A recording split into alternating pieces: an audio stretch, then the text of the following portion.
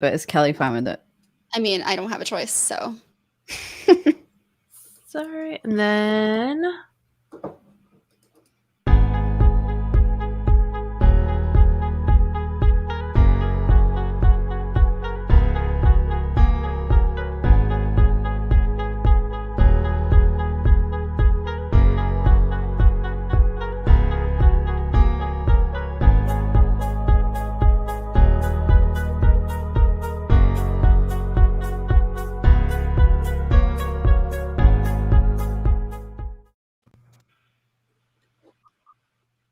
all right.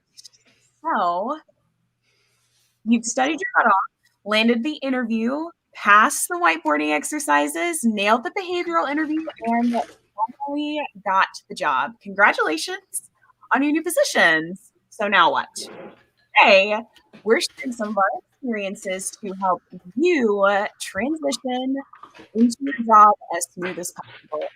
Let's get into it.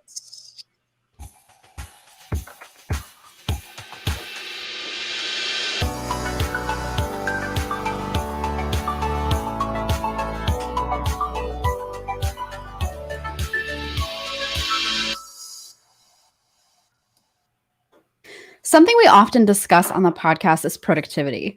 One tool that helps thousands of web developers and designers do more every day is GoDaddy Pro. Combining site, client, and project management, GoDaddy Pro is an all-in-one solution made by and for web professionals. Whether you're new to web design or looking to grow your business, you'll find free tools, products, guidance, and support to help you deliver results for clients. At the heart of GoDaddy Pro is the Hub. From one intuitive dashboard, the Hub seamlessly brings your sites, clients, and projects together. Manage and monitor all your clients' WordPress sites from a single place, no matter where they're hosted. With a single click, perform bulk updates, backups, security checks, and more to save time and free up your day. On top of all that, you'll find a thriving community of web designers and developers who share advice, insights, and learning opportunities.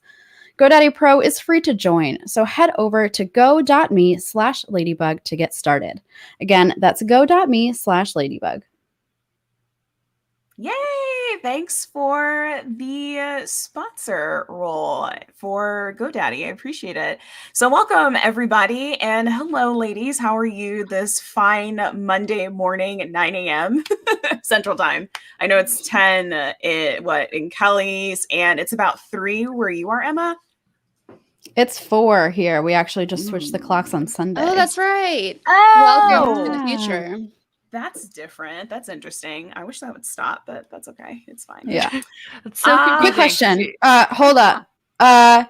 Chris, hold on one second. Sydney, real quick. Did you press record? Because I forgot until you started reading. I just want to make sure you pressed record already. Okay, I'm sorry. I was the only one whose brain is not working. Chris, we can pick it back up. This is live, remember? So, but it's hi, fine. everybody. This is fine. This is the mistakes that we make all the time, guys. So hi, how are you guys? It's so good to see everybody this morning. I see that the comments are just kind of like going kind of bonkers right now. So we'll be kind of checking in with you guys with some of your questions later on at the end of this. But today we are talking about you got a job. So now what? There are a couple of things that we think would be really good to share with you guys, but I really want to know, I just feel like with the experience of having that first offer was just very just surreal, I guess. I don't know about you, Emma, for Spotify, since that was your dream job, or with you, Allie, with AWS. What was that feeling like for you guys when you got that, when they said, yes, we want you, let's go, let's do this? So I actually didn't ever negotiate a job offer ever until Spotify gave me well, it's not great. Actually, I think you should always negotiate up until a certain point. And actually women are less likely to negotiate salaries. So it is, we should do a whole episode about salary negotiation, but when I got an offer from Spotify, I did try to negotiate, and I have a couple of tips that I can mention in a second. But they actually, what I loved, they gave me the best offer they possibly could straight out of the gate. They didn't even try to force me to negotiate, which I appreciated. Oh, I see. Yeah. That's how I actually handle it at the tap room. I set everything fixed salary. This is exactly what you're going to be getting paid. everyone gets the same benefits. I mean, we have unlimited vacation plus, 20 minimum days or whatever. There's not much to negotiate, but my goal there is to take the pressure off of having to negotiate and let you focus on everything else that comes with getting a new job. So that was a very intentional move that I made. Yeah, actually like doing the job and like having people focus on actually wanting to like transition into it pretty smoothly. That's really great. That's really great that the tap room is doing it. What about you, Allie? How about you with that? I did not negotiate for my first job. I tried to, and they were just like, no, no. But the last couple jobs I have, General Assembly was also, I think, like Kelly and Spotify, where they give you what they can out the gate, which is not the best. Anyways, but it's good that they do give you what they can when they do. Even though that's probably not a market offer. And then with AWS, I did negotiate, and so that's really interesting. Like I've had a complete like opposite, like when it came to my first job. It was just like, here's the number. They like told me off the bat like what the number was, and I was like, there's no like, no, I can't do that. Like, what can you do to kind of like close the gap for me? Because like, this is what I'm looking for. And that didn't take very long for them to be like, okay, we want you, just like take the money and like leave. So just go. And that, I don't know, like you guys have had different experiences. I'm really grateful for mine. And I know that in other positions that I've had that are not tech related, I've definitely like not negotiated my salary, but I think that we should at least like give our audience here some tips on how we should actually negotiate. And so, Emma, do you want to talk about some points that you have first? Yeah, definitely. So before you do negotiate, first of all, you need to do your research.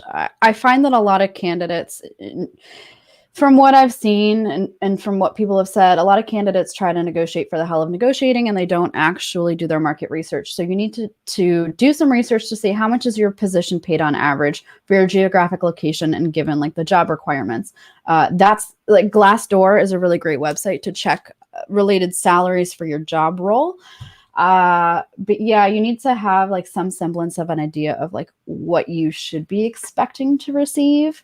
And really it's all about, why do you deserve this? Like, so when I wrote my negotiation letter, it was all about like, I am really excited to work with the team. I really hope I can join you, given, all of these things. And I listed out some of the contributions that I make, given, that I'm a heavy contributor and I make, courses, and I'm essentially acting as a representative of Spotify to the community through my work. I'm looking for something in this range or around this number.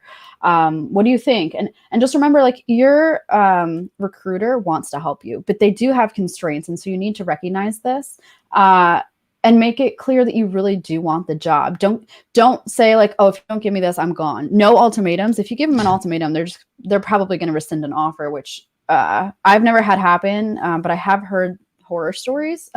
So I would just suggest, if you're going to negotiate, do some research about how to negotiate effectively. I think the Harvard Business Review has a great article, and just, have someone that you trust professionally read through it, make sure or use Grammarly if you don't trust someone not to spill the fact that you got a new job offer. Use Grammarly. The paid feature, they have a tone analyzer that can analyze your tone. So making sure it's not aggressive or anything.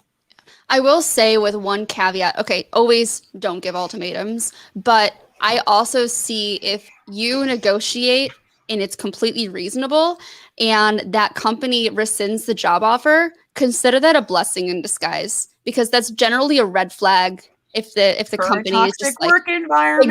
Exactly. That's a lot to have to deal with, yeah. There's a question in the chat I'm seeing, and for those listening on a podcast app, this is our last episode of the season, so it is live on video, which is wonderful. So the question is, do you think geographic location has a role in salary negotiation for a remote role? Absolutely it does. If you're going to be working remotely, it's kind of up to the company to determine whether or not they want to provide the same level of salary across all similar roles in the company, or if they want to base it off geographic location. So just make sure that you're aware of that. Yeah, it definitely varies from company to company how they want to handle that. I have mixed feelings about offering a lower salary just because somebody happens to be living, let's say, in Nebraska. I don't know what the going rate is in Nebraska, so I'm just throwing out a random state. But I have mixed feelings about it because you shouldn't be penalized for living in a low cost of living area either. And I Absolutely. think that's what's so cool about like some of these companies. There's a car. I love how some of these companies are starting to make sure that their rate is kind of constant depending on like your geographical location. Now that it's basically like kind of standard that we're working from home now. So definitely make sure that you guys do your research because you never know like what you can negotiate, especially if it's not necessarily the monetary value that they're able to give you. Maybe they're able to do something else when it comes to negotiating some of your benefits, like how many days potentially that you'll get off, or if there is, I don't know, like something about potentially like insurance policies, whether or not you're able to work from home, whether or not you can negotiate for that. Negotiating for like a stipend or something for like office supplies. Like if you're working from home, like, is it okay that I can like buy a desk on the company's card? Like there are different things that you guys can negotiate that's not just money. So make sure that you guys are aware of that. So yeah, it's a I really just wanna important point. And actually, I was going to mention Wesley in the comments actually commented on that exact thing. Yeah. Nice work. Real quick though about negotiating paid time off. This might just be an American like benefit in terms of negotiating, because I believe in Germany and Sweden our vacation days are set by the government. So I wouldn't necessarily say we can negotiate paid time off in Europe, but I'm not positive. I just believe that is true. But equity is a great thing to be able to negotiate, or working hours if you can't negotiate PTO. Yeah, and to build off of that, I would say that a lot of very large companies aren't going to be able to change that either. It's just set universally across the board. But in my experience, most startups are able to, but they're usually less likely to negotiate on salary because usually they don't have much money. They're startup for unless they're like VC backed. Please go easy on us bootstrap startups that don't have millions of dollars in the bank account to pay top tier salaries. Right. For sure. So depending on the job, it's going to be different what you can actually negotiate and meaningfully too. That makes sense. I think that, is there any other things that we want to talk about when it comes to the salaries and like negotiations and things? Julietta says in Germany, the vacation days are by law 2 days per month. So at least 24 days a year in some companies, up to about 30. So, that's really interesting. Like you can take 1 or 2 days off if you're sick with, okay. That's very nice. I would love that. Because I feel like very nervous about like having to take sick days. And I think that that's just like a very American thing where it's like, make sure that you keep working, make sure that you do this, and just... It is an American thing. It absolutely is an American thing. Also taking mental health days. Oh my God. Yeah, that's a lot. So make sure that you guys are, again, doing your research on it because you never know what you can negotiate. There are going to be limits, but yeah.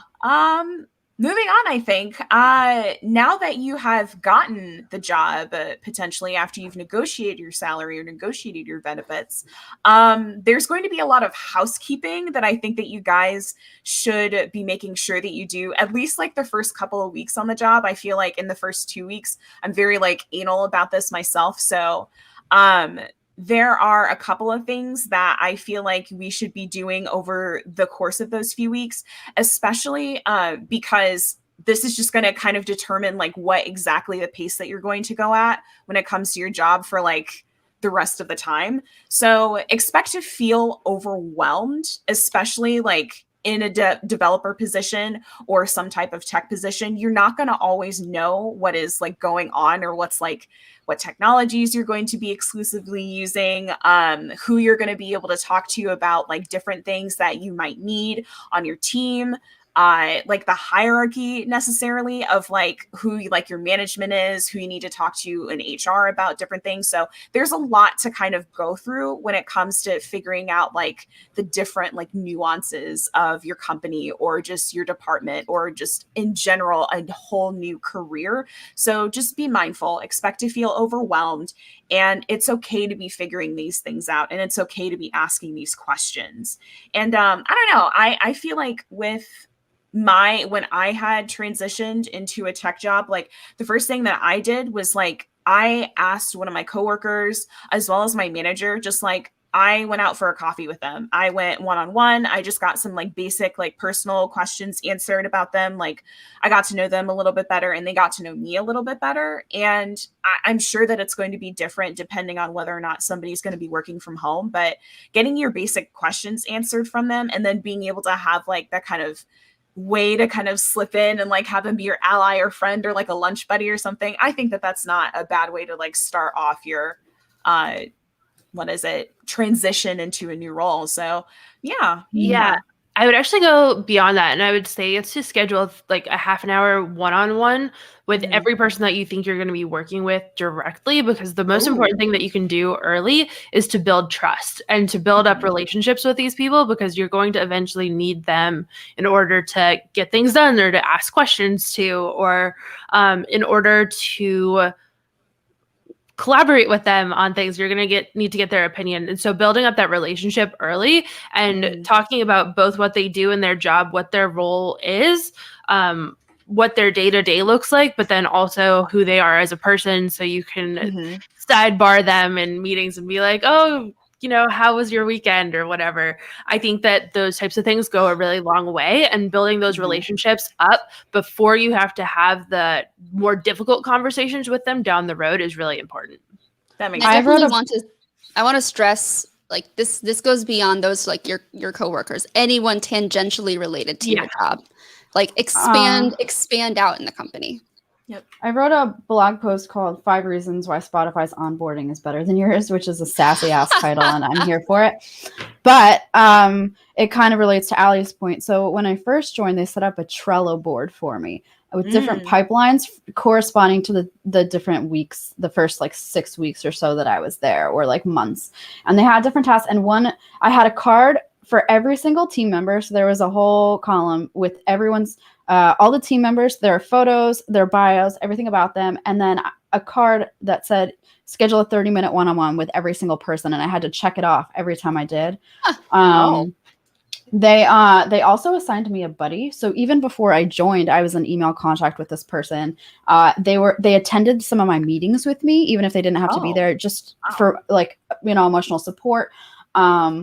And there are some other things as well, but this was like the biggest help. I've never contributed so quickly to a product before in my entire life. Like when I joined IBM, I struggled for a whole year. I was able to get up and running it in like 2 weeks, not even on my own, just because of the way that they had done their onboarding. So we'll link my blog post in the show notes. Perfect. That's we're a much smaller company than Spotify, obviously, but we intentionally pair each new hire with somebody else that they can absolutely always go to for anything. But we make very big introductions for everyone who joins the team, so they know who everybody is. I like to think that our developer onboarding process is pretty great as well. Nice. What else?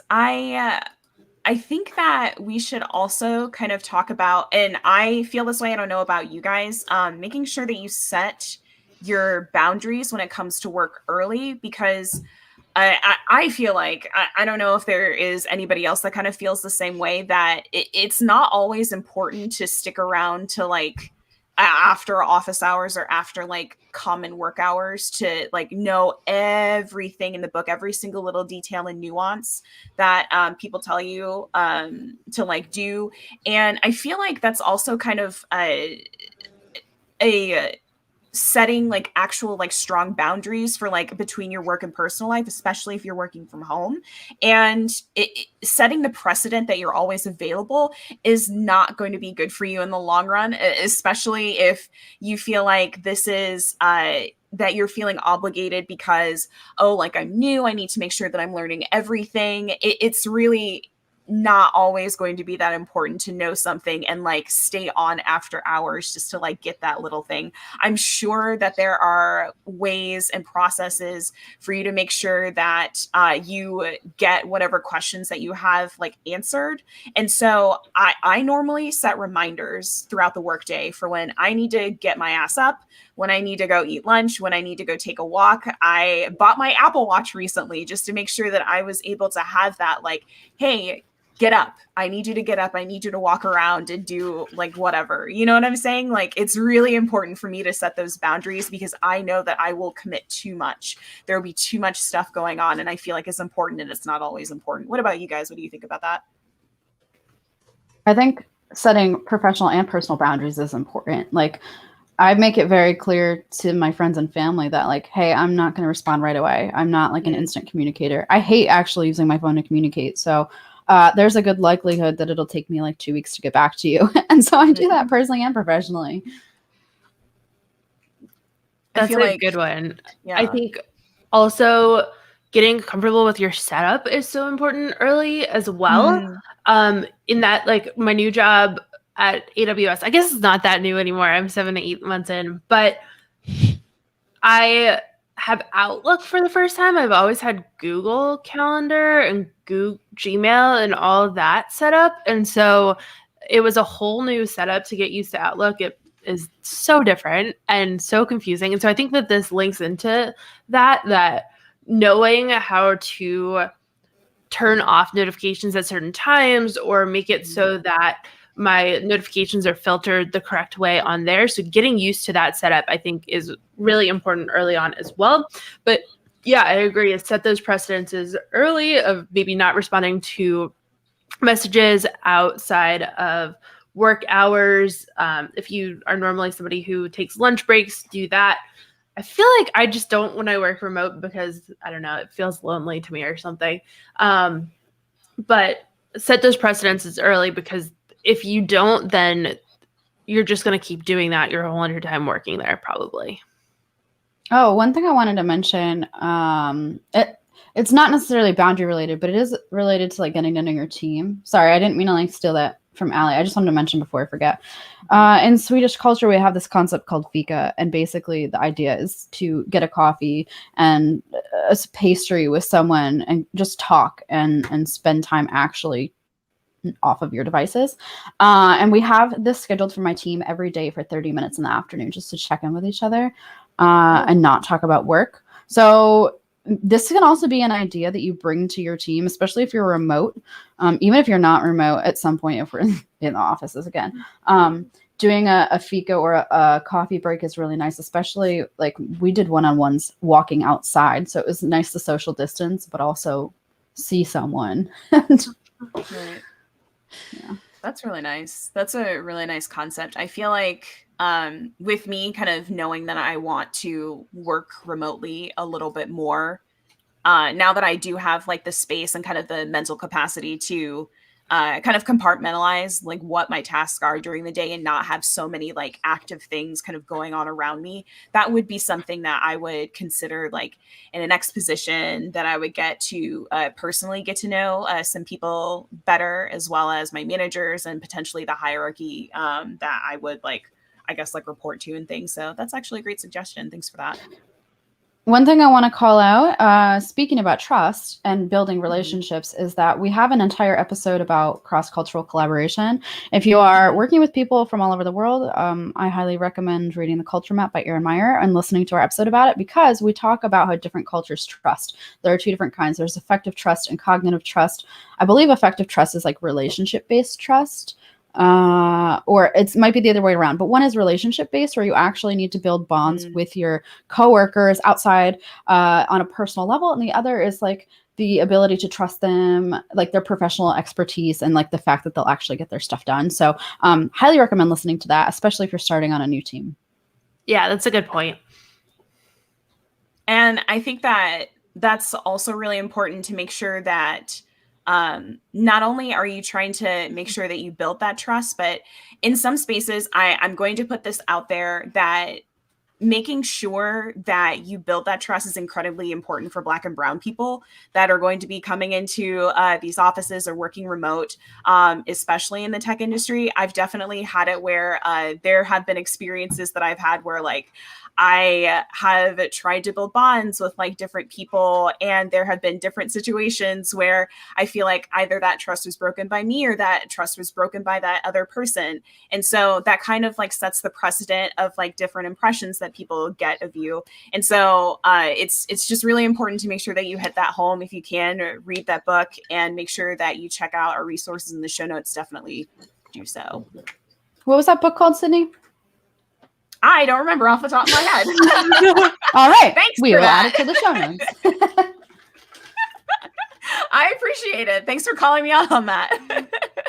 All good. One thing I do to set boundaries is immediately reject any meeting invitation that comes in at an inappropriate hour, be that lunch, be that anytime after like 5. Yep. Do y'all do that too? That is so nice.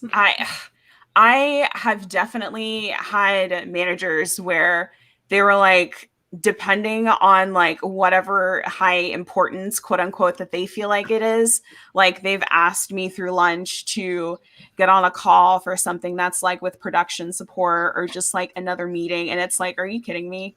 Like, I've ignored those before, and I've definitely gotten written up for it. I will fully admit that on here on the interwebs, and I think that's incredibly inappropriate. So depending on like what company that you're in, I just feel like that kind of culture is like really strange, but that's so nice to be able to just be like, no, I'm not like answering this between 12 and 1. I'm not doing this. Just like wait until I have that lunch hour where I'm able to just like relax and like decompress and things, and then we can talk, then we can go from there. Kind of tangent unrelated, but you know what really grinds my gears is when I send somebody a link to my Calendly that shows my availability, and they're like, these times don't work for me. How about these times that are clearly blocked off on your calendar for a reason?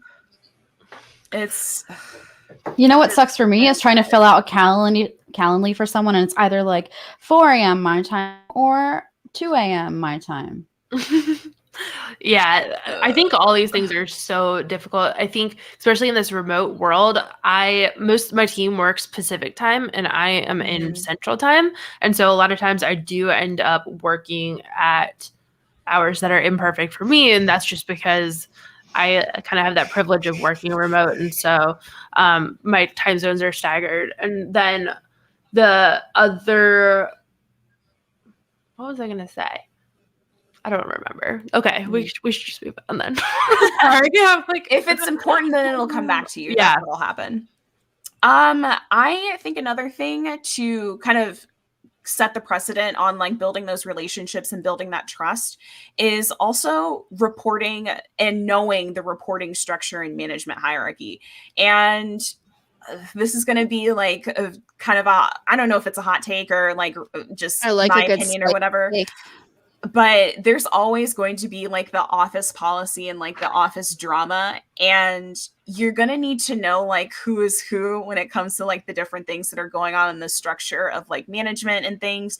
You never know what's going on above your head. And it's always going to be to your advantage to make sure that you establish trust with all of your coworkers, your management, people that you work like at least closely around, but not necessarily in your department or like parallel to you.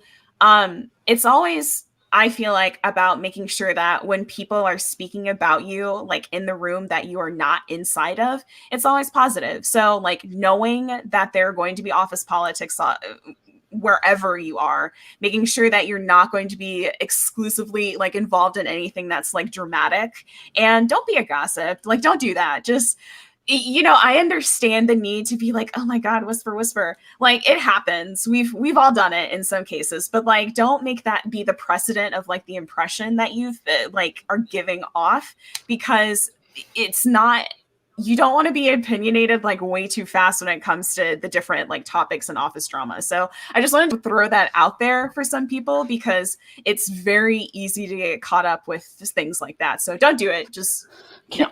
Don't do it. Can we also normalize giving direct negative feedback? Yes. Oh. We have. All right, let's talk about this for a second. I mentioned we please. have an episode on this. Go listen to this, but here's the SparkNote edition. There are 2 different types of feedback cultures, kind of 2.5. Direct negative feedback cultures like Germany and a lot of countries in Europe, I would say, are direct negative feedback cultures where they will literally tell you what they mean. It's very explicit. It can kind of come off harsh depending on where your culture sits in relation to that. If you're more like read between the lines or direct, whatever. But they're very straight to the point. Then you've indirect negative feedback cultures that perhaps use these words. I think they're called downgraders, that kind of lessen the blow. And Americans are, when I say Americans, I mean people from the United States of America. We are very great at the compliment sandwich. So sticking in a piece of constructive criticism in the middle of 2 positive compliments. The better way and of then calling the compliment sandwich is the shit sandwich, just to be clear. Yeah. Oh my I hate God. it. But and then you've got Asian cultures like India, China, and Japan, where they actually omit anything bad and only explicitly state the positive. So it's your decision, or it's your responsibility to read between the lines and deduce what needs to be improved. However, when you join a new company, don't talk shit about people. Don't stoop to that level. Instead, if you have an issue with someone, first of all, just message them and say, hey, I have a couple things I'd love to chat to you about, how we can collaborate better. Do you have 15, 20, 30 minutes that we can block on the calendar just to talk about this? Make it a safe space so it's non-confrontational and it is done in private. Use the template of like, hey, here's the action that occurred. Here's how it made me feel. Here's how we could work better together moving forward. Don't gossip. Use that template and listen to our episode because it has a lot more advice for you. I would And I say think the one thing that- I would add to that is immediacy. Don't wait to do it, because Don't wait to do it, but then also don't put the blame out there. I think that this is like a big thing for like therapy is that don't use you statements, putting the blame exclusively on them, and don't put it in third person. It's like, this situation happened. I feel that this situation happened. You're putting it in your perspective, and it's going to be their job to be able to like take that constructive criticism and constructive complimenting, because there is a such thing as that. And they're going to be able to say, like, is this something that was right about me? Is this something that had happened where I potentially like hurt people's feelings? If yes, then they're going to be much more like responsive about like what type of changes that they can make.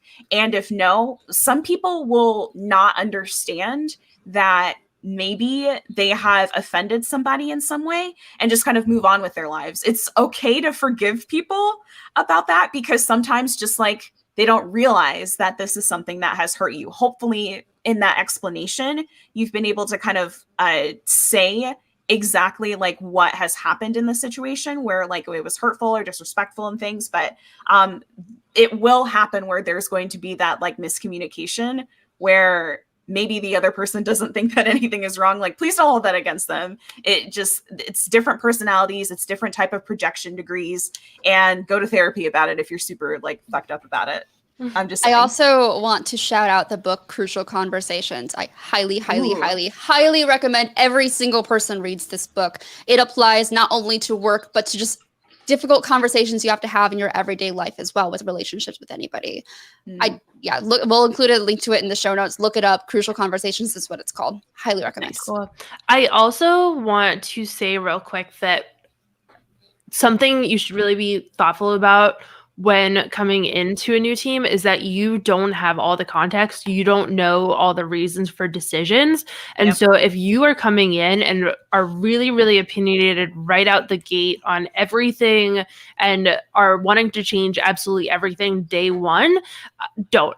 Take a step back, listen for a while, be somebody who tries to learn from the other people at your workplace, learns the context for things, that learn why certain decisions were made certain ways, learn why things are the way that they are, and then earn trust with your coworkers so that when you do want to change something down the road, you have that built up. Because a lot of times if you're just like, we need to change X, Y, and Z because they're awful right now, you're like insulting all the people who have been working on that team already, who have built X, Y, and Z for all these reasons that you probably don't know of yet. And so Right.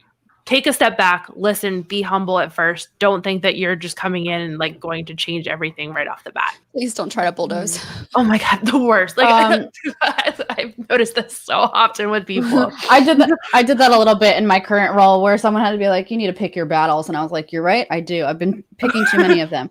One thing I wanted to positively call out is that my coworker is listening, Charlotte Gore, and she made a comment about the feedback, and she said the trick is to focus on behaviors which people can change and not personality, which they can't. So you don't be afraid of saying you, but make it not about like you are. It's more about like, this is what you did. And yeah, I heard about that in a Danish parenting book as well, where they focus on like a growth mindset of not like you are this, but like you did this, and behavior can be learned. That's a really good one. Yeah, that's a great one. That's a great one. Also give positive feedback. Sorry, Yeah, that was my last point. Yeah. And Yeah. you see people's managers when you give the positive feedback. Please Yes. give positive feedback. That's the only way that you're going to be able to like establish like, oh, okay, like imposter syndrome is rampant, people. Like, come on. Sometimes you just like, you don't know. And I think that we've all experienced it where it's just like, am I doing okay? Like, is this something that like I can truly say? And just sometimes I need that. I need that like external like confirmation. Not always, but like, yeah, just especially when you're starting out. What else can we talk about? I think that this other thing is really important, is like to remember to confirm your payroll. Make sure that you remember what retirement options that you might have. Do your research on that. Make sure that you are correct in whatever accounts that you're, getting paid to, like The direct deciding which deposit. accounts. Yeah. Direct. I don't know why that word escaped me. Thank you.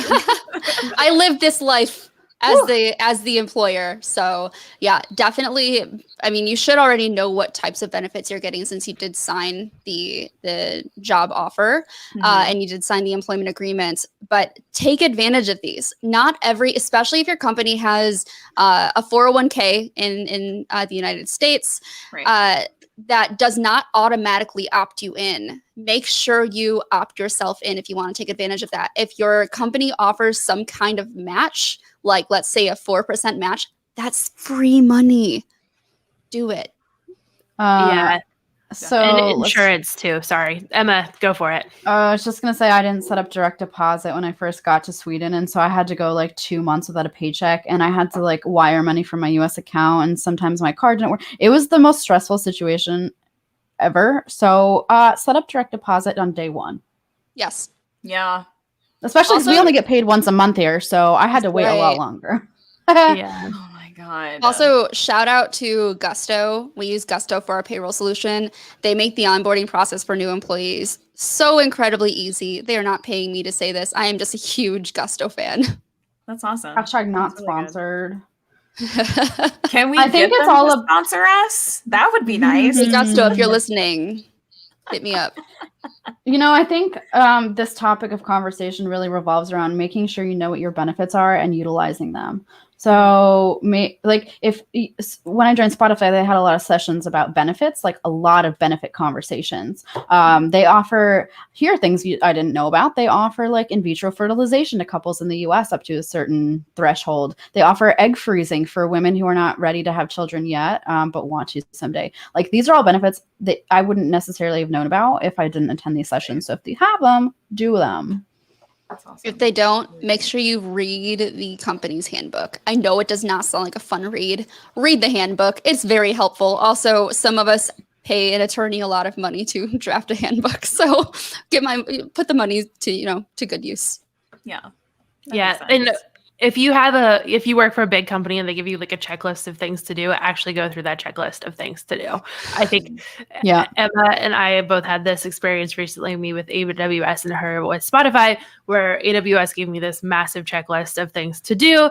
And it felt intimidating at first. They kind of did space it up though. So it was an email drip of 1 week I got one checklist and the second week I got a second checklist, and kind of grew over time, I guess, but that had all the information about setting up 401k, setting up insurance, setting up, again, the benefits she was talking about with reproduction and all that as well. So definitely check all that out. Do the checklist if you're given one. Nice. I really like that you guys had a Trello checklist, Emma. Like that's first off, I live off of Trello, and some people will like probably hunt me down and murder me if I say that, but I really like I love this Trello. I because think it's the best task manager. it's simple. Just it's really nice to be able to just like swipe, just brush this away. I don't need this anymore. Bye. And I don't know. That's instant like feedback and just like instant niceness to me, I feel like. Julietta says, and take advantage of the other benefits like health stuff, massages, language learning, Pluralsight accounts, discounts. Yes, definitely. Do you guys like Pluralsight? This is a hot take. I think it's too dense. I think it's dense for me, but take advantage of any learning. Like we use LinkedIn Learning. And if you don't have it as an option, always ask your manager, hey, can I get a subscription? Because in the past, I've never had an employer say no. Yeah. We have a cloud guru at work, which is like the perfect fit. And I've learned so much from there about my job. So highly recommend. Yeah, I definitely want to stress the piece about asking your employer or your boss or whatever about getting access to certain things. The reason why every developer on my team has a front-end master's account now is because somebody asked for it. Nice. Nice. Also, if you're moving to a foreign country, ask about language classes. In Germany, it was offered internally, but I was not allowed to attend, but they reimbursed me. They covered the cost of like an external like school. Also in Sweden, they offer it. So it's also, make sure you ask if your partner is allowed to take these things as well, because Spotify they have many benefits for partners. But let's talk quickly about like appointments and vacation, because this is one thing I always make sure to do if I join a new company is immediately if I know I have time off that I need to take, I'll tell my manager first, and then I'll schedule it in Workday or whatever scheduling tool we have, because it's really important to get that on the calendar. That's good to know. Seeming is that like just so I guess you guys are aware, I'm going to be moving soon. So I'm still kind of like, should I be like doing that? Like, should I just be like, hey, like I'll need a week off just to go like searching for places? Like I need a house to live in, damn it. So that makes me feel a little bit better about talking about that and just being like, I'm going to put it down. Just that's what's going to happen. I'm very excited. We're going to finally be in the same state, guys. I know. So everybody's super excited about it. So yes, I'm ready. I'm ready. When are we going to do a European road show? That was my question. Oh, I'm sorry. Okay, I don't know what that is. What is that? A road show? Literally go to Europe and record podcasts. Yeah. That's what you're doing. What are you talking about? That makes sense. That would be really cool. We should try and plan that in the next couple of years. I'm trying to go to Japan finally after like my ticket and everything got canceled from the Olympics. So, oh yeah, I'm just saying. I'm looking for a trip. So when are we going? When are we doing this? Do I need to book it on my calendar now? I guess all this to say, just make sure you use your vacation. Like it is there for a reason, and it is supposed to be used. So please take time off. You've earned it. Yeah. You've earned it. Just by existing at the company, you've earned it. Just by existing. Yep. Yes. Okay, so then I think that we've talked a little bit about this, but I want to kind of like hit it home when it comes to training and getting used to your working environment. We've already told you guys that you really do need to take advantage of making sure that you ask about different types of subscriptions, classes, language learning, different kind of benefits that you might be able to take advantage of just because you ask your manager or some person in the hierarchy. But making sure that in kind of like the local space, getting used to your work environment is going to be incredibly important for you guys. So make sure that you have, documents like from your manager, give them to your manager. If there is like a certain way that you like to work best when it comes to your one-on-ones, your meetings, I particularly like to have a developer journal. That is something really important to me to help list out my different sets of training. It's helped me when it comes to like referencing some other notes that I've made that are really important but aren't necessarily in the documentation, and it's just kind of like knowledge that people have like inside of their heads that live there, and maybe that will help you in the long run potentially update said documentation. But also, this is a place where you can share your accomplishments. You can reflect on the wins that you've had. You can reflect on the lessons, or find a way to help you get unstuck and just like brain dump. So making sure that that is something that you guys have. I have a YouTube video on that, so we'll link that in the show notes. But also, I feel like when it comes to also working with the environment, being able to, let's just say that you're a developer, getting access as early as you can to the work environment and the code environment that you're in. It's not like you're going to be pushing anything into production. You just want to experiment inside of like the local environment, the test environment, and just like see what exactly you can kind of connect the dots on to help you figure out like what exactly you're going to be doing for the tasks ahead. What do you guys think about that? Yeah, I love that. And in terms of documentation and getting the code base up and running, one of the things that Spotify did that I think every company should do is have an internal tutorial on how to create an app with all of their technologies. So we use Backstage, which is an open source piece of software for internal documentation. Highly recommend it. I think it's wonderful. They had this tutorial. They had them for all different parts of the stack. If you were like a data analyst or a backend engineer, it was called the Golden Path. And essentially it walked you through step-by-step how to create a Spotify application and use the APIs and all of that. That was insanely useful. But the first couple of meetings with my manager, first of all, I met with him every single day for the first 2 weeks to make sure I was feeling good, especially remotely. We had a career path conversation where both of us, we had a timeline and we went through our entire career paths. And then we plotted when we were excited about what we were working on and when we were low energy with it. And so we had a chart, both of us, which I loved. And then the second exercise we did was a motivation exercise. And I had a bunch of different cards. It was like money, feeling accepted by my coworkers, the ability to be autonomous on my team. And you plot those along a scale from like biggest motivation to smallest motivation. And that way your manager can tell what motivates you. And then lastly, we have these thing called OKRs. It stands for objectives and key results. And that's where I track not only my personal goals, but my progress on those goals. So make sure you're tracking your small wins. Definitely. Awesome. You go I on, think Allie. also I think having documentation that you passed from manager to manager is a really great idea of all the things that make you tick. So the motivations, like Emma was saying, what your career goals are, but then also your wins, how you work best. What are things that really bother you or really get you fired up? Grind your gears. Yeah, exactly. What are the things that make you unique as a worker? Because even if you stick out this job for 10 years, most likely you're going to have a bunch of different managers over that time. And so having documentation that you can pass from manager to manager, and so it doesn't hold back your career when you change managers, I think that's a really great thing to have. I also have a notes repository and then a wins repository where I have those both private on my GitHub. The notes are on everything that I could think of, just because there's so much to remember. It's like my second brain. I use Roam Research, which is an open source kind of clone of Foam Research, I think, or Roam Research is the closed source one, and then Foam is the open source one. I think I use Foam. So I really, really highly recommend having those notes that you build up over time. And I like GitHub just because I live there as a developer as is. I would also say from a management perspective, have quick wins that you can set up for that person. So give them a couple issues that will allow them to navigate your code base, but will be pretty quick for them, at least hopefully, to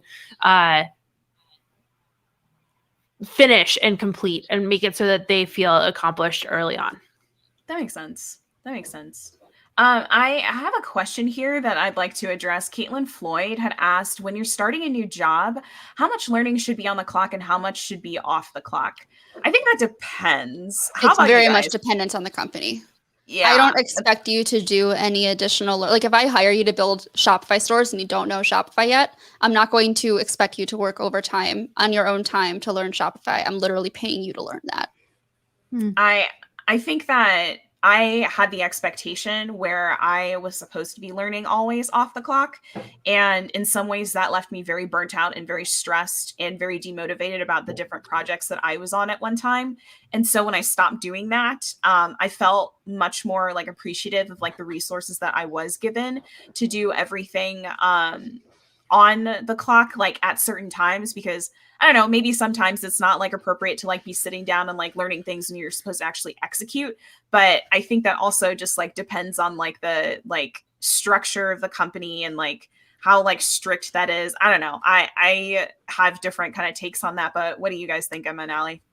I think there's a huge benefit to as you need to know learning. So don't necessarily spend hours and hours and hours on the workday learning all the things you could possibly know about X topic that you don't really need to know that much about. Right. But learning the things that you're going to need to know to get X ticket resolved or whatever, that is completely within the scope of what you should be doing during the day. I also think that employers that have a block of time each week for you to learn is an awesome benefit to have. And so I think most of the learning should be during the workday. That being said, if it's something that's a little bit tangential, then maybe that is done during a different time.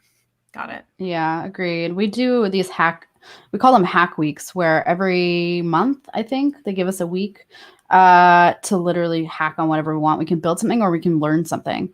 And if you learned anything substantial, you're welcome to talk about it. But yeah, it's just, honestly, I don't think anyone at Spotify would ever look down on you for being like, you know what, I'm going to take today and just learn. And I love being in that type of environment. And I encourage any employer listening to adopt that as well, because it's going to pay off so long as it relates back to your day job. It's in some way, right? Like I'm not going to go learn Swahili on the clock, but yeah. That makes sense. That makes sense. I think one other thing that we should mention is that you're only going to be new once. And so while you're new, ask all the questions that you have, because you have the total excuse of not knowing anything at this point. And so get comfortable asking questions at this point. And there's no such thing really as a dumb question. So make sure to ask all those things and make relationships with the people that will be able to answer your questions and that you want to learn from during the workday.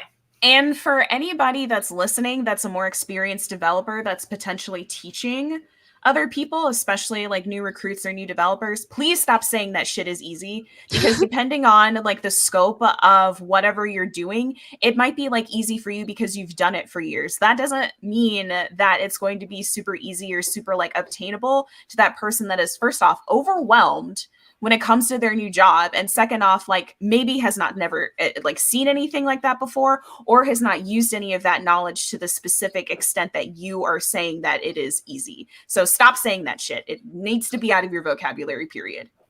Awesome. I have one question from our audience that I want to address. So as a junior software engineer, what kinds of targets, goals should you be setting for yourself in the first few months of joining the company? And I think this is going to really depend on your company. And so I would talk to your managers and mentors and see what they suggest as a reasonable goal, because it's going to be very different at different places. But I think starting to get comfortable with the code base is the most important thing that you can do early on, so that you can navigate it faster and faster in the future. Exactly. In those first few months, you're really spending time familiarizing yourself with the company, the processes, the code base, as you mentioned. I would never expect somebody to, overextend themselves, especially as a junior. Like your goal as a junior is to learn. Yeah. At least it should be. They even told me day one at AWS, like, we don't expect you to be up to speed until 6 months in. Like, we don't expect you to be at that point until then. And so having those expectations set up front, I think is really helpful, that you don't have to know everything day one. You don't have to be fully up to speed. You have a certain amount of time in order to get yourself there. Absolutely. That's a great take. Thank you. Thank you, Temi, for asking that question. We really appreciate it. What's next? What else should we talk about here? I think we should shift into shout outs now. Yeah, let's do it. Kelly, you go first. All right. I'm going to be that person. My Peloton finally arrived. So I'm going to just be talking about my Peloton all the time. I absolutely love it. I decided to get the Bike Plus instead of the bike, and being able to rotate the screen and do the auto follow stuff is the coolest thing. And also I'm a really, really competitive person. So finally getting access to the leaderboard is very inspiring for me. Right. So I am happy that after 12 weeks, my Peloton finally arrived. Cool. Congratulations. Thanks. That sounds great. How about you, Emma? I'm gonna do some self promo because why the hell not? We finally released the new edition of my book about the technical interview process. Super excited about it because it's been a year since I first released it. So very excited, and shout out to the team, Joel, Hooks, and the team who helped me get this off the ground. Congratulations. It's a really great book, so you guys should check it out. I'm like slowly going through it myself, so Thank it has y'all. been Ladybug Podcast approved. I mean, I don't know if that makes it. Like, It's we're like on the the Ladybug bias, Podcast, but I yeah. don't know if that like is bias, but whatever. It's fine. It's like Stack Overflow recursion, approving our own stuff. Cool. Something like that. Ali, what about you? Mine is the Calm app, which is this meditation app on my phone. I've been really enjoying that. It was like somebody who was like, I could not do meditation. I'm just too wired up and anxious, but I've been doing it recently and it's been nice. So highly recommend. Nice. Sydney, how about you? I have a couple of like very small things, so I'm just gonna like list them out today. First off, thank you guys so much for like having me as a co-host here. Like, it's been really fun. Definitely was not expecting Emma to like hit me up and be like, hey, just I loved your talk after like me and Allie like had you on the show. Like, fuck it, let's just do it. Let's just like have you as a co-host. So I appreciate it, all the love. It's been a wild ride, honestly. And yeah, we're gonna like slowly get all these YouTube videos up. So just stay patient with us, guys. The second thing is that I realized that some of my Launch Code students actually listen to the Ladybug podcast and didn't realize that I was a co-host. So shout out to you guys. Hi, you see my face now. So haha. It's good to see you every Wednesday. And then next, all of just everybody that has been really supportive of me. It's been like a really strange and like stressful past couple of months. So you guys will hear about it later. It's totally fine. I'm not dying, but I just appreciate everybody that's been very supportive of me and everything. So yes, love and happiness and shout outs and thank yous to everybody. That's it. And we love you. And we're Oh, so thanks. glad that you Yes. you make the Yeah. Ladybug podcast. So Oh, thanks. I appreciate it. Yeah, so that is it. That's it for our live show. And if you liked this episode, make sure that you go on ahead and tweet about it.